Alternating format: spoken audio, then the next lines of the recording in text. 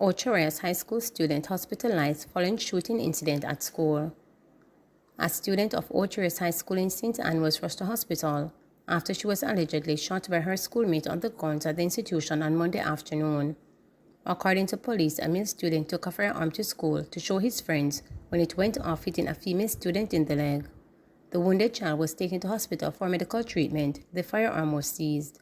The incident has left students and staff in shock. In the probing, fatal shooting of Manchester teen in alleged car chase. The Independent Commission of Investigations Indicom is probing Sunday's fatal shooting of a teenager by the police in Williamsville, Manchester.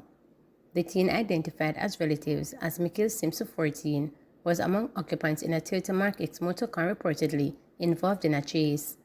Earlier reports had said a man was killed in the incident. Simpson, a grade 8 student of Belfield High School, was scheduled to sit his exams at the institution at Monday. His sister, Yannick Dixon, said her brother and another sibling were traveling from their mother's house in Kendall to Belfield when the shooting incident happened. Dixon alleges that her brother was killed in cold blood. They didn't give them a chance to stop and to find out what was happening. They just shoot up the car and just kill my brother in cold blood. He is just 14 years old, she said.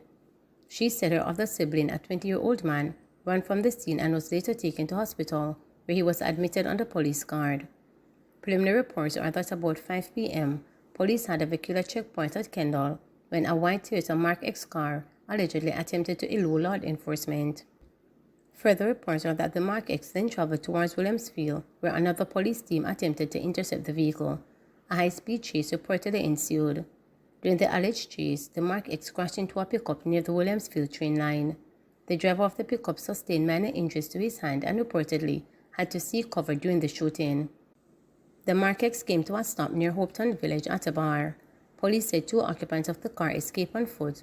Police said a 3rd occupant was found suffering from what appeared to be gunshot wounds and was taken to hospital where he was pronounced dead. Protesting King Alarm workers call for better working conditions. Management rubbishes some of the workers' claims. Several workers attached to the King Alarm Security Company staged a protest at the entity's Kingston office over poor working conditions. The placard-bearing employees said demonstration symbolizes their frustration over how they are being treated. Worker Kevin Ashley told reporters that persons employed as responsible officers are being asked to carry out care services without the proper vehicles and insurance coverage. This, he explained, is a threat to workers' safety. Mr. Ashley, who also identified himself as one of the key persons trying to form a union for the workers, claimed that this move has not been well received by the management. He also pointed to other issues such as lack of overtime pay, long working hours, and little or no meal allowance.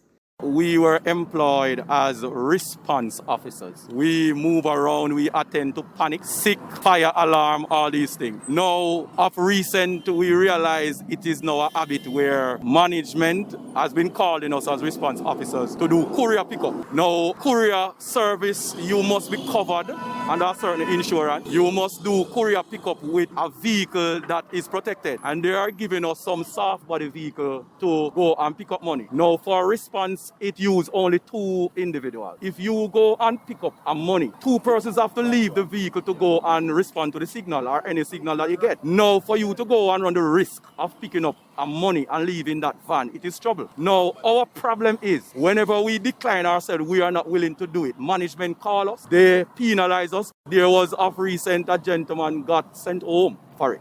I have the union forms and I give them out to persons because we are being treated very bad.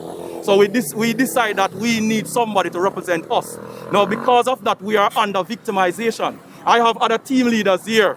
They were demoted because their name is on the union list. We are working tirelessly. We are not paid overtime. You are being forced to work 24 hours. Our shift is 12 hours. And sometimes you have a person doing even up to 48 hours. There's a meal allowance of $1,000. And if you do the extra duty, you're not getting that $1,000 a month time. And we believe that $1,000 is too small because you have persons that works in dispatch that they are getting $3,000. And the response officers, we are the backbone of King Alarm.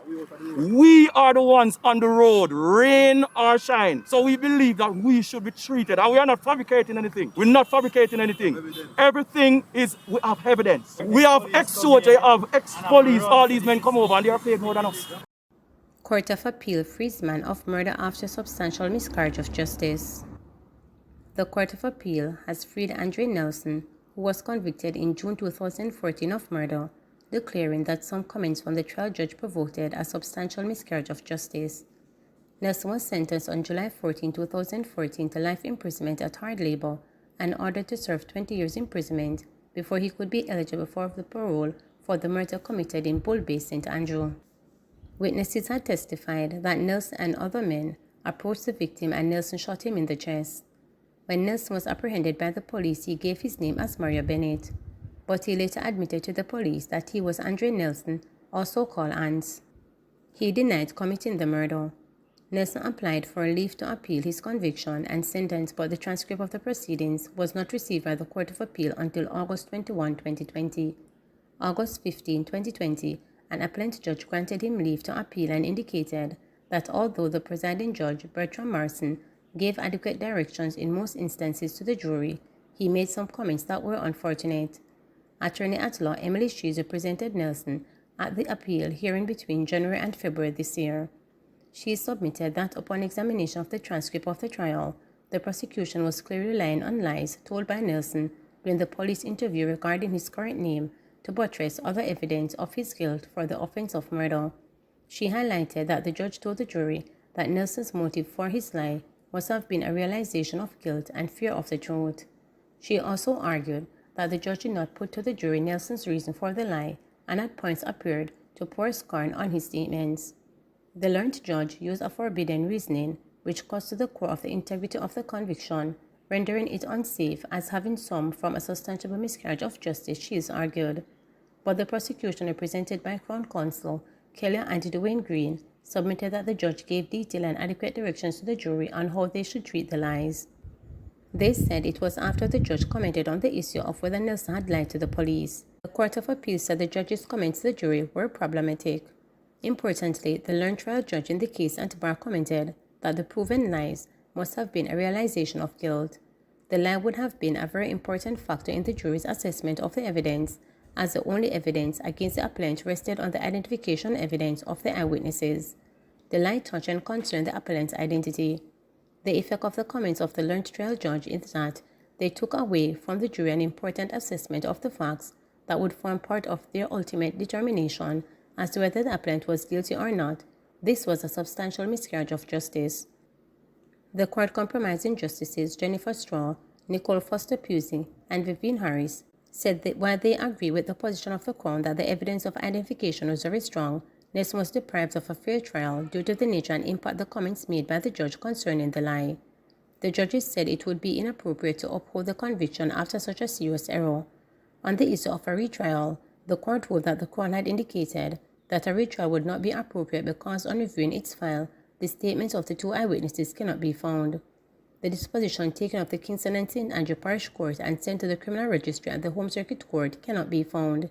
It was also noted that the lawyer would represent Nelson at his trial cannot locate the statements that were disclosed to him. The court said the Crown had taken the position that having been left with only the transcript of the trial, they would not be enough to safeguard Nelson's right to a fair trial. In other circumstances, since there can be no retrial and there has been a substantial miscarriage of justice, the conviction must be squashed, the court ruled.